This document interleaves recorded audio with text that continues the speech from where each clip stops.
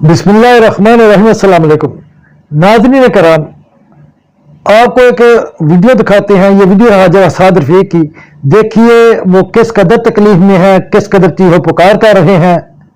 Assembly में बात करते हुए उनने किस कदर तकलीफ का इजहार किया, उनको कितनी तकलीफ है। ये वीडियो सिर्फ यही नहीं बयान करती कि ये हाजा असाद रफीक की तकलीफ है, बल्कि ये पूरी एम्पावरमेंट हुकूमत की तकलीफ है, ये पूरी पीडीएम की तकलीफ है। उनकी ये चीहो पुकार सुनिए और फिर उसके बाद इस पर बात करते हैं और उसका करते हैं पोस्टमार्टम। मुझसे पहले जनाब लॉ मिनिस्टर ने और असाद महमूद साहब ने बड़ी मुदल्लिल गुफ्तगू की है आज के फैसले के हवाले से। बदकिस्मती से पाकिस्तान की अदालती तारीख़ हादसात, नाइंसाफ़ियों और नाहमवारियों से भरी पड़ी है। इस मुल्क में भुट्टो मरहूम का अदालती कत्ल किया, यहीं अदालत के बैक डोर से यूसुफ रज़ा गिलानी साहब को गैर कानूनी और गैर आइनी तौर पर डिस्क्वालीफाई किया गया। और यहीं चंद बरस पहले हमने पानामा बेंच के नाम पर एक तमाशा और एक ड्रामा देखा और एक ब्लैक लॉ डिक्शनरी का हवाला लेकर मियाँ नवाज शरीफ साहब को डिस्क्वालीफाई किया गया, क्योंकि इस मुल्क में मकबूल सियासी क़यादत को या मार्शल लॉ के ज़रिए टारगेट किया जाता है या अदालती जबर और नज़रिया ज़रूरत के तहत टारगेट किया जाता है। मुझे बहुत अच्छी तरह याद है जब हम गिलानी साहब की कैबिनेट से उससे पहले की बात है, उन्हीं दिनों की बात है जब ये जजिस बाली तहरीक चली। आप पीपल्स पार्टी के दोस्त हमें कहते रह गए कि थोड़ा इंतज़ार करो, लेकिन हम अदलिया की गैर जानिबदारी और आज़ादी के रोमांस में या रुमान में बहुत आगे निकल गए। मुझे वो दिन भी याद है जब मियाँ नवाज शरीफ साहब मॉडल टाउन से लॉन्ग मार्च की क़यादत करने के लिए निकल रहे थे। हमारा कोई मामा चाचा, कोई भाई भतीजा जज नहीं था, तो हमारा कोई पर्सनल इंटरेस्ट नहीं था। आप हमारे इत्तेहादी थे और हमने वो कैबिनेट छोड़ी, आप हमें समझाते रह गए और हम अदलिया की आज़ादी के परचम को और बहाली के परचम को लेकर निकल आए। जब नवाज शरीफ साहब निकल रहे थे तो उनको 2 कॉल्स आईं पाकिस्तान के बाहर से और उन्हें कहा गया कि आपकी जान खतरे में है, आप बाहर ना निकलें। उन्होंने अपनी जान को भी खतरे में डाला, हम भी जो उनके हम रकाब थे सारे अपनी जानों को, उन दिनों में धमाके बहुत होते थे, खतरे में डाला। कि मकसद क्या था? एक आज़ाद और गैर जानिबदार अदलिया का क़याम।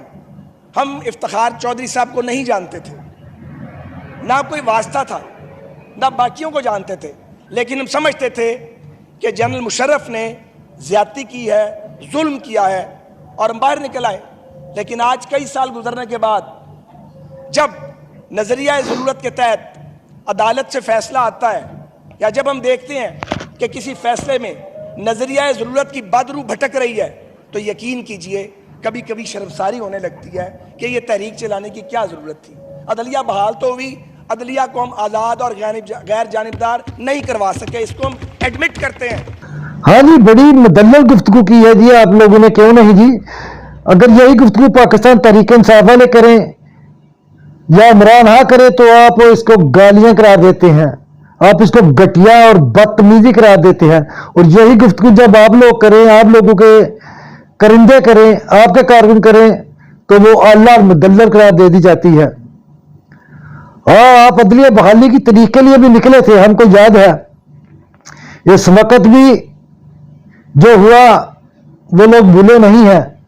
आप उस वक्त भी आने वाली हुकूमत में अपने हिस्से की वसूली के लिए निकले थे। आप लोग पहले से साजवाज कर चुके थे, परवेज मुशर्रफ से आप लोग एमआरओ ले चुके थे और जब तक आपके लीडर को कॉल नहीं आई थी तब तक घर से बाहर नहीं निकला था। उसको कॉल भी इसलिए की गई थी अब तुम निकलो, अब तुम्हारा काम हो चुका, अब हुक्म की तमील हो चुकी। जिन लोगों ने तुम लोग को बाहर निकाला था उन्होंने जब ऑर्डर दिया तो उस वक्त तुम्हारा लीडर बाहर निकला था। आप लोग भूल चुके हैं, मगर अवाम को सब याद है। آج آپ کو یاد آ رہا ہے کہ بھٹو مرحوم کا قتل بھی عدالتی قتل تھا. آج آپ کو یاد آ رہا ہے کہ جناب یوسف رضا گیلانی صاحب کو بھی نااہل کیا گیا تھا عدالتوں کی وجہ سے. ارے بابا آپ لوگ یہ کیوں بھول جاتے ہیں کہ جب بھٹو کو پھانسی دی گئی تو اس وقت آپ لوگوں نے آواز نہیں اٹھائی تھی, بلکہ آپ بھٹو کو پھانسی دینے والوں کے ساتھ شامل تھے. بھٹو کو جن لوگوں نے پھانسی دی ان کے پیروکار آپ ہیں, آپ لوگوں نے ہی ان کا ساتھ دیا.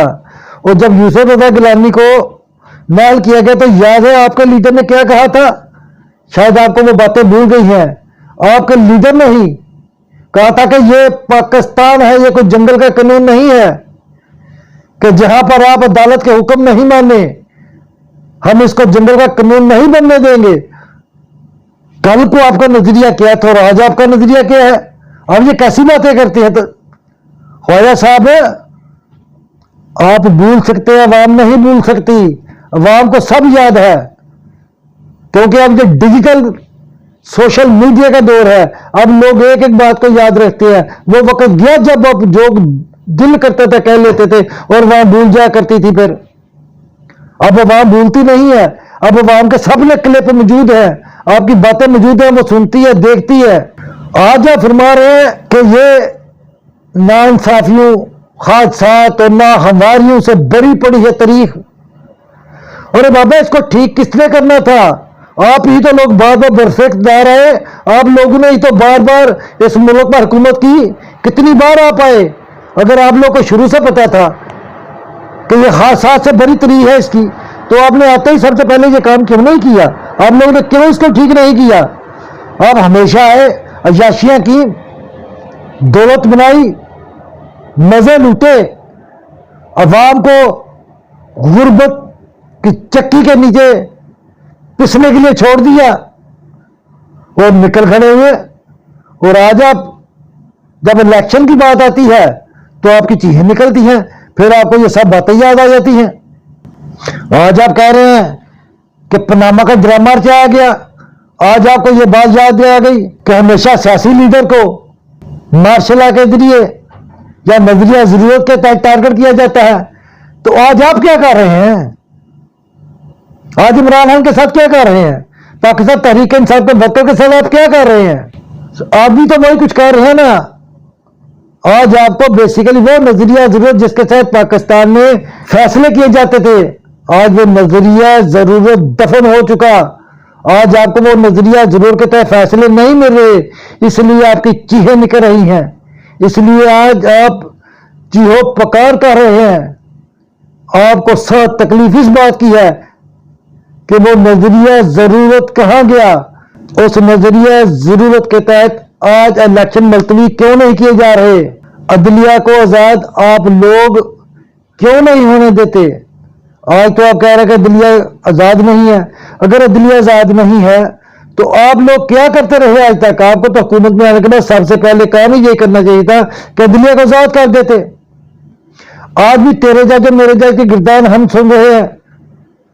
کیوں ہے یہ؟ عدلیہ کو اپنا کام کیوں نہیں کرنے دیتے آپ لوگ؟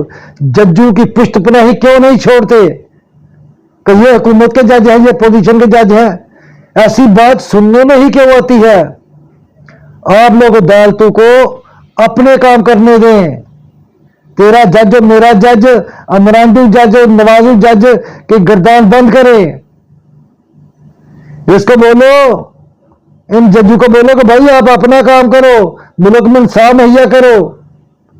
آپ لوگ کو جب ضرورت ہوتی ہے آپ ان کو اپنا باپ بنا لیتے ہیں, اور جب آپ کے خلاف فیصلہ آتا ہے تو آپ چیخو پکار شروع کر دیتے ہیں, پھر انہیں ججوں کو برا بھلا کہنے شروع کر دیتے ہیں.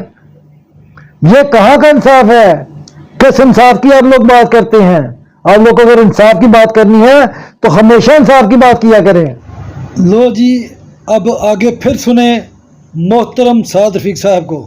کہ اگر عمران خان کے اوپر نو کانفیڈنس ہوا ہے تو یہ کون سا غیر قانونی یا غیر آئینی راستہ اختیار کیا گیا؟ ہم نے دھرنا تو نہیں دیا, ہم نے اسلام آباد کا گھیراؤ تو نہیں کیا, ہم اس سائڈ پہ بیٹھے تھے, ادھر سے اٹھا کے ہمیں جیلوں میں ڈال دیا. ہم میں سے کس نے جیل نہیں کاٹی؟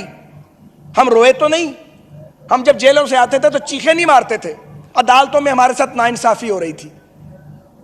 ہم جیلوں میں بند تھے, چیف جسٹس صاحبان جو تھے اس دور کے, انہیں ہماری شکلیں پسند نہیں تھیں, اس دور کی ایجنسیوں کو ہم ٹھیک نہیں لگتے تھے, اس وقت کی اسٹیبلشمنٹ نے ہمیں جیل میں ڈالا ہوا تھا, اور یہ ایک شیطانی اتحاد تھا, اس سے کم میں اسے کچھ نہیں کہہ سکتا, ایک شیطانی اتحاد تھا, ایک مثلث قائم تھی, ہم نے اس کو بھگتا, اور جب ہمیں موقع ملا تو جو پاکستان کے آئین میں لکھا ہوا ہے اس کے مطابق ہم نے نو کانفیڈنس موشن ڈالی, اور وہ کوئی جرم نہیں کیا.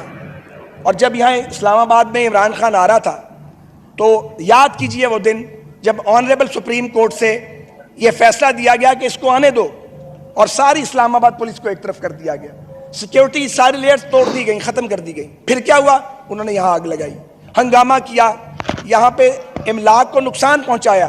عمران خان کو تو کسی نے نہیں بلایا, اس بینچ نے عمران خان کو کیوں نہیں بلا کر پوچھا کہ تم نے یہ کیا کیا, تم نے یہاں پہ یہ کھلواڑ کیپٹل کے ساتھ کیوں کیا, ایک نیوکلیئر سٹیٹ کا کیپٹل ہے, تم نے اسے تماشا کیوں بنایا. کوئی ایک واقعہ جناب. اور آج جو فیصلہ آیا ہے اس خرابی کی بنیاد.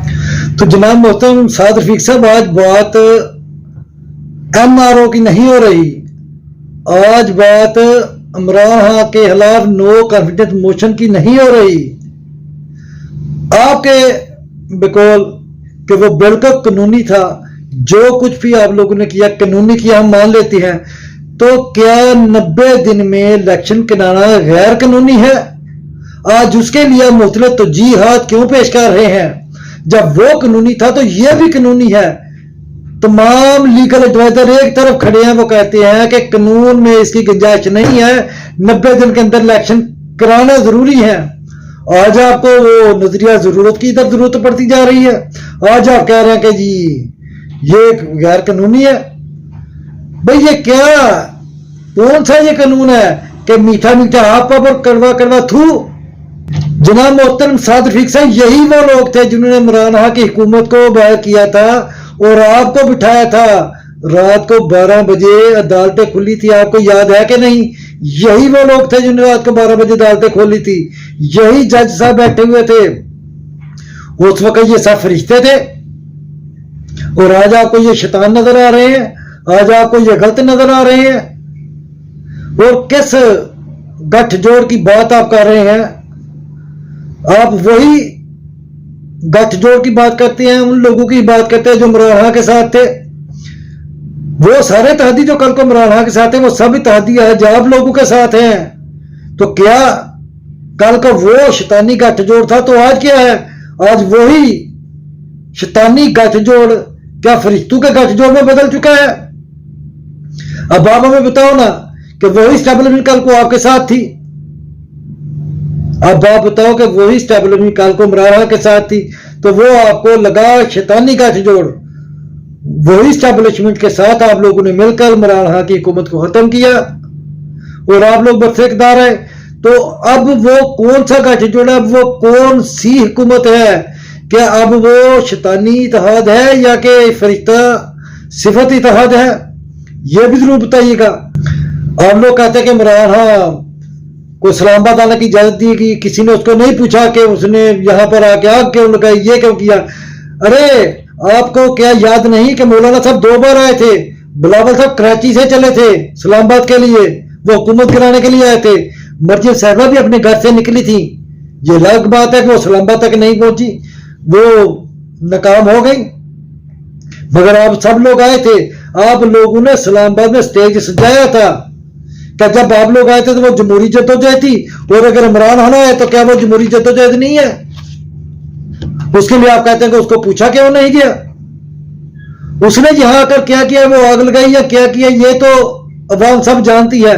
مگر یاد رکھیے گا کہ عوام یہ بھی جانتی ہے کہ آپ نے اس عوام کے ساتھ 25 تاریخ کو کیا کیا تھا, اور اسی خوف اور اسی ڈر کی وجہ سے آپ عوام کے سامنے جانے سے کتراتے ہیں, اسی وجہ سے آپ الیکشن میں نہیں جانا چاہتے, کیونکہ پتہ ہے آپ کو کہ عوام کے ساتھ آپ نے کیا کیا تھا, اور وہ عوام الیکشن میں آپ لوگ کے ساتھ بدلہ اتارے گی, آپ لوگ سے بدلہ لے گی. اسی لیے آپ عوام کے پاس ووٹ لینے کے لیے نہیں جاتے, اسی لیے عوام کے سامنے کرنے سے کتراتے ہیں آپ لوگ, اور اس کے لیے ہیلے بہانے تلاش کر رہے ہیں. آج آپ کہہ رہے ہیں کہ ہم نے تو عمران خان کے گناہوں کا چھاپا اپنے ساتھ پہ اٹھا لیا. ارے کون سا عمران خان کے گناہوں کا چھاپا آپ نے اٹھا لیا؟ اگر عمران خان غلط کر رہا تھا اس کو کرنے دیتے, कितना वक्त रह गया था उसको हुकूमत करने देते, फिर देखते वो अवाम किस तरह उसको नेक्स्ट टाइम आने देती है, अवाम उसको कभी वोट ना देती। आपने इमरान खान के गुनाहों का छापा साहब नहीं उठाया, क्योंकि आप लोगों को पता था कि आप कैफिर करदार तक पहुंचने वाले हैं। आप लोगों के गुनाहों का खमियाजा आपको भुगतने के करीब था। आप लोगों ने सजाओं से बचने के लिए, जेलों से बचने के लिए, अपने केसों के फैसलों को मंतकी अंजाम तक पहुंचने के लिए यह सारा ड्रामा रचाया, क्योंकि आप नहीं चाहते कि वो सारा काम हो जाए, वो सारे केस मंतकी अंजाम तक पहुंचे, आप लोगों को सजाएं हो, और आपने उन सजाओं से बचने के लिए यह सब काम किया था। आपने नैब से बचने के लिए, अपने गुनाहों से बचाव के लिए आपने इस हुकूमत को गिराया और अपनी हुकूमत कायम की, और आते ही आपने सबसे पहले वही काम किए, अपने वही कवानीन बदले, और आपने आपको NRO दिया, और आप कहते हैं हमने इमरान खान गुनाहों का छापा उठाया। आपने उसके गुनाहों का छापा नहीं उठाया था, आपने अपने गुनाहों का छापा दफन करने के लिए यह सारा काम किया था, और आज आप उसी का खमियाजा भुगत रहे हैं, और इंशाअल्लाह आपको भी मजीद भुगतना पड़ेगा। आप जब भी इलेक्शन में जाएंगे आपको सवाए रसवाई और जिल्लत के कुछ नहीं मिलेगा, और लोग इमरान खान को एक बार फिर बरसेकदार लाएंगे, और इसी वजह से आप इलेक्शन में नहीं जाते। बिल्कुल आप सही कह रहे हैं कि अब कोई कारकुन चुप नहीं रहेगा, अब अवाम चुप नहीं रहेगी, अब अवाम सवाल पूछेगी, हम सवाल पूछेंगे, बिल्कुल हम पूछेंगे, हम चुप नहीं रहेंगे। आपने क्या पूछना है? आपने तो जो पूछना था वो आपने पूछ लिया, अब अवाम आपसे पूछेगी कि आप किस लिए आए थे? आप तो महंगाई खत्म करने के लिए आए थे, आप तो इस मुल्क की तकदीर संवारने के लिए आए थे, और आपने 1 साल के अंदर पाकिस्तान का क्या बेड़ा गर्क कर दिया है। आपने महंगाई अरूज पर पहुंचा दी, आपने गरीब का जीना दोबार कर दिया, और 1 साल के बाद आपको याद आ रहा है कि आपने गुनाहों का, किसी के गुनाहों का आपने छापा उठाया था। आपको जवाब देना पड़ेगा जब भी आप इलेक्शन कराओ, जब भी आप इलेक्शन में जाओ, इन सवालों के जवाब आपको देने पड़ेंगे, और ये सवाल आपका पीछा करते रहेंगे, और अवाम आपको ये सवाल पूछती रहेगी।